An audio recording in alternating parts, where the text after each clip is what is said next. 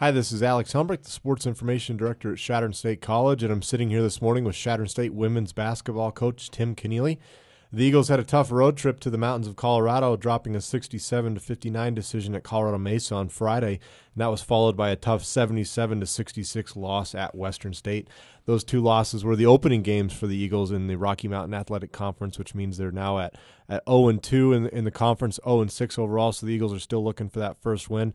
Coach, just real generally, though, you saw some positives out of this weekend, really nice performances from several different players. It's just you haven't got through to get that win yet. Yeah, we haven't scratched one out. We played two really good basketball games against two good teams. Mesa is a very, very talented team. They're very deep. They have a lot of great basketball players, and I thought our kids competed very well up till the end. And I know it was an 8-point game, but I think we had cut the lead to 3 points with maybe about 3 minutes to go, and just fought the entire time. And it's just tough because our kids, we invest so much, every single day in practice, and they go so hard and they prepare extremely well mentally. And we came in and we executed the game plan very, very well. We took them out of what they wanted to do offensively. Unfortunately, we were just unable to hit the shots we needed. We had a lot of good looks from the 3-point line from shooters that normally knock down shots, and we lost by 8, and I think we missed 11 free throws or so. So it was a tough game. The kids played very hard, and like I said, we just got to get a little bit more offense. Had a great performance from junior center Sadie Waugh.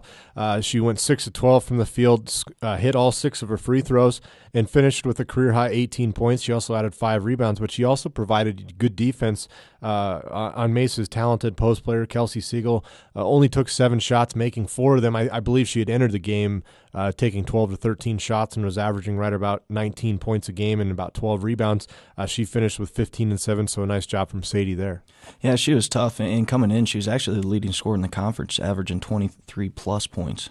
So holding that kid to 15 was a strong effort from Sadie, the best game we've seen her play. And she was just a warrior out there, offensively and defensively. She kept working offensively, and it was hard for her to get open in the post, against this kid because she's extremely strong. But Sadie battled down low, and when she got the ball, she wasn't passive. She took it right at the kid and got to the foul line and made half of her shots. And, Sadie can be a great player, once she really figures that out and kind of mentally gets in the mindset that she is a go-to player for us. And I think she's getting there, and hopefully she can keep progressing. The Eagles actually outscored the Mavericks in the paint 26-24, so I'm sure that was something you were happy to see.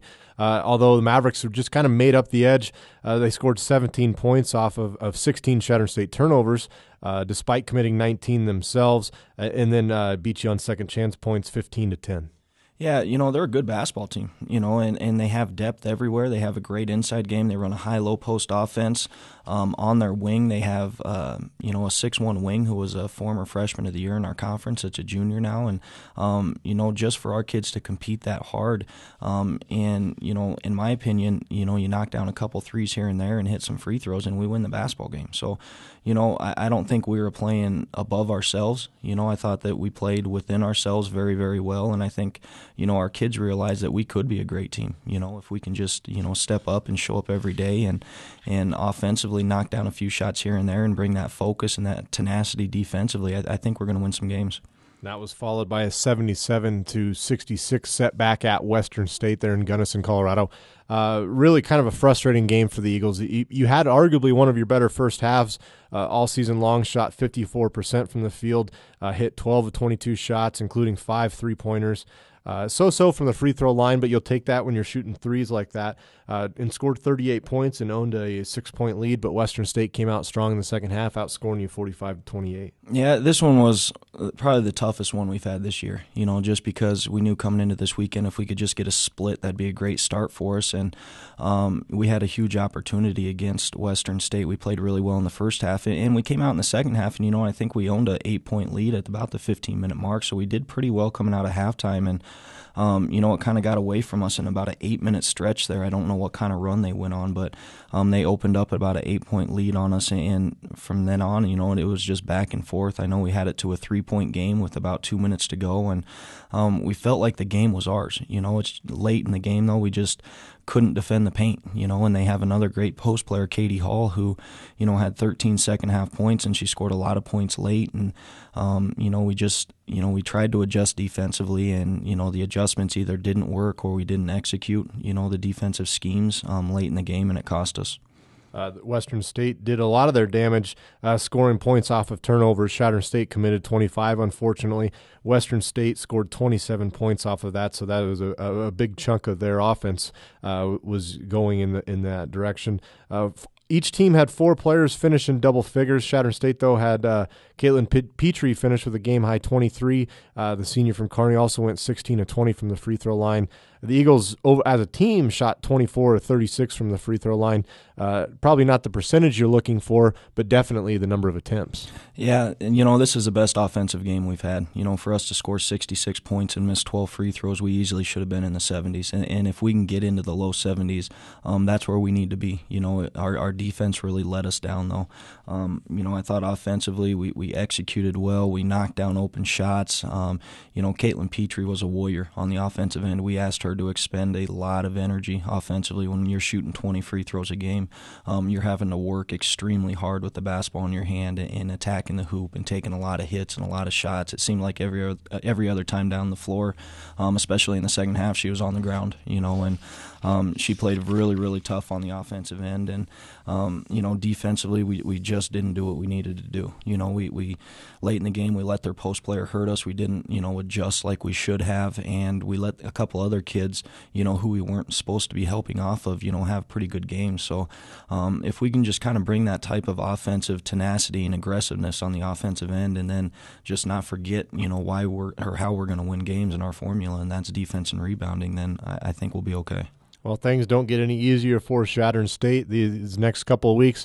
However, the Eagles won't have to be on the road. They play their next 4 games here in the friendly confines of Armstrong Gymnasium, beginning Friday against Regis, and then that's followed by a game on Saturday against Metro State. Both of the women's games will tip off at 6 p.m. The men's games, of course, will follow. Most generally, they'll start at 8 p.m. Coach, just beginning with Regis real fast, the Rangers are 4-4 overall, 2-0 in the Rocky Mountain Athletic Conference after defeating both of the New Mexico schools.